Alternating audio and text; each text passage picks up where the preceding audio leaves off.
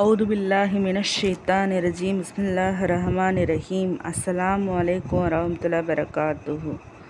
நின்று நிதானித்து கவனமாய் செயல்படவும். இரவிலும் பகலிலும் உளுவுடன் இருப்பதன் சிறப்பும் உளு செய்த பின் தொழுவதின் சிறப்பும்.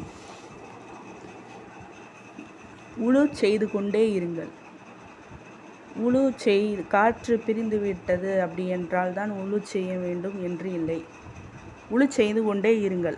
ஒரு நாளைக்கு எத்தனை முறை உளு செய்ய முடிகிறதோ அத்தனை முறை உளு செய்யுங்கள். எந்நேரமும் உளுவுடனே இருங்கள். கஷ்டமானாலும் சரி. இதனுடைய நன்மைகள் நீங்கள் அறிவாராயின்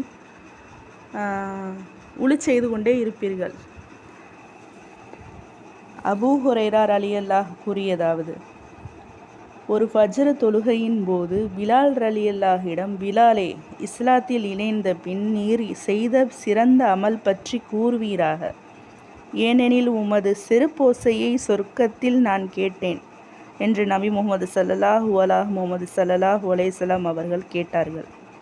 அதற்கு பிலால் ரலியல்லாஹ், இரவிலோ பகலிலோ நான் உளு செய்தால் அவ்வுளுவின் மூலம் நான் தொழ வேண்டுமென்று நாடியதை தொழாமல் இருப்பதில்லை. இதுதான் எனது செயல்களில் சிறந்த செயல் என்று விடையளித்தார்கள். அல்ஹம்துலில்லாஹ்.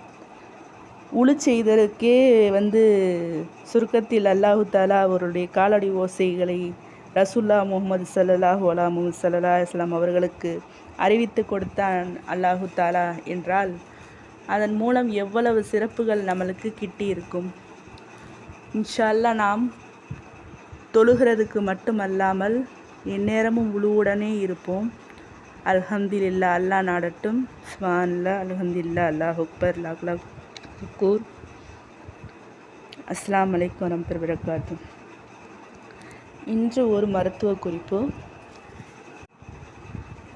அகத்தி தைலம்.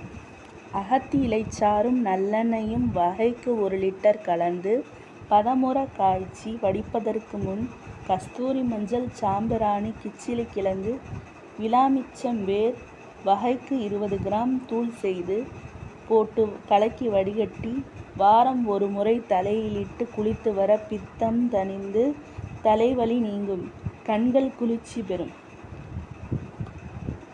இனிமேல் இன்னொரு தலைப்பில் மருத்துவம் பார்க்கலாம். அல்லாஹ் நாடினால் இன்ஷா அல்லாஹ். அஸ்ஸலாமு அலைக்கும் வரஹ்மத்துல்லாஹி வபரகாத்துஹு.